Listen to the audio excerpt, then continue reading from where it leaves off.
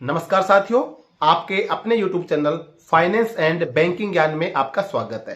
दोस्तों, pension loan का ऊपर मैंने एक वीडियो बनाया था, उसके ऊपर बहुत सारे कमेंट आ रहे थे कि सर जैसे मेरी 20,000 पेंशन आ रही है तो मुझे कितना लोन मिल सकता है, 15,000 पेंशन आ रही है तो कितना लोन मिल सकता है, 25,000 रुपए पेंशन आ रही है कितना लोन मिल सकता है। इसी टॉपिक पे बात करेंगे। चैनल पे पहली बार है, चैनल को सब्सक्राइब जरूर कर लीजिएगा।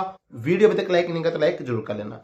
तो दोस्तों, अगर आप भी एसबीआई के अंदर आपका अकाउंट और एसबीआई से पेंशन लोन लेना चाहते हैं तो पेंशन लोन के लिए एलिजिबिलिटी जो है, डॉक्यूमेंट वगैरह क्या क्या लगता है, उसके लिए मैंने ऑलरेडी एक वीडियो बनाया, आपने देखा होगा, और नहीं देखा तो डिस्क्रिप्शन लिंक मिल जाएगा, उस वीडियो को आप जाके देख सकते हैं। अभी एसबीआई से अगर आप पेंशन लोन लेते हैं तो पेंशन लोन एक तो होता है फैमिली पेंशन आपकी आ रही है, एक नॉर्मल अन्य जो पेंशन होती है वो आपकी इंडिविजुअल की पेंशन एसबीआई के अंदर आ रही है। तो लोन लेने के लिए पेंशन लोन जो होता है मैक्सिमम 6 साल के लिए मिलता है और ज्यादातर मतलब 5 या 6 साल के लिए इसके अंदर लेते हैं। तो अगर आपको ज्यादा लोन लेना है तो आप उसकी ईएमआई 6 साल तक करवा सकते हैं, यानी कि 72 मंथ की अगर करवाएंगे तो थोड़ा सा लोन की एलिजिबिलिटी आपकी बढ़ जाती है। अभी लोन आपकी पेंशन पे कितना मिलता है, तो इसमें क्या होता है कि जितनी आपकी मान के चलो कि 25,000 पेंशन आ रही है तो 25,000 की पेंशन पे आपका नहीं 50% तक की आपकी ईएमआई बन जाएगी। जितनी आपकी पेंशन आ रही है उसका 50% की ईएमआई आप करवा सकते हैं। मान लो आपकी 25,000 आई तो 12,500 रुपए की आपकी ईएमआई बन जाए, इतना लोन आप ले सकते हैं। तो 12,500 ईएमआई आपकी मान के चलो कि लगभग आपको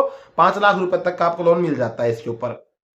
बाकी अगर फैमिली पेंशन आपकी आती है तो फैमिली पेंशन में आपको क्या आता है, 33% आपकी ईएमआई बनती है। यानी कि आपका मान के चलो कि 20,000 फैमिली पेंशन आ रही है तो आपको 6,000 रुपए की ईएमआई तक की आपको उसके अंदर लोन में आपको मिल जाता है पेंशन लोन। बाकी आपको वैसे आपको 50% की ईएमआई तक मिलता है। कभी कभी जैसे आपकी पेंशन ज्यादा आती है, भाई आप अपर रैंक से रिटायरमेंट हुए हैं, तो उस टाइम पे उस सिचुएशन में फिर आपका 50 से 60% तक भी आपको बैंक जो होता है वो ईएमआई बना देता है। बाकी वैसे नॉर्मली देखा जाए तो आपकी जो टोटल जो पेंशन आती है उसकी 50% रुपए तक की आपको, एक सिंपल शब्दों में मैं आपको समझाऊं तो वही है भाई, आपको अगर 20,000 पेंशन आई है तो 10,000 रुपए की मान लो आपकी जो ईएमआई बन जाए, इतने रुपए तक का आपको लोन मिलता है। अब इसी के लिए आपको क्या करना पड़ता है कि जो आपका लोन का जो टेनओवर होता है उसको आप बढ़ा सकते हैं। वैसे नॉर्मली जो लोन का जैसे पर्सनल लोन हो चाहे पेंशन लोन हो 5 साल का टेनओवर होता है, लेकिन आप इसको 6 साल तक कर सकते हैं। तो आप 6 साल तक अगर आपको कर लेते हैं तो आपकी जो एलिजिबिलिटी होती है लोन की वो थोड़ी बढ़ जाती है। जैसे जहां पे आपको मान के जो 3 लाख लोन मिलने वाला था, अगर आपने उसको 6 साल के लिए कर दिया तो आपको 3.5 से 4 लाख रुपए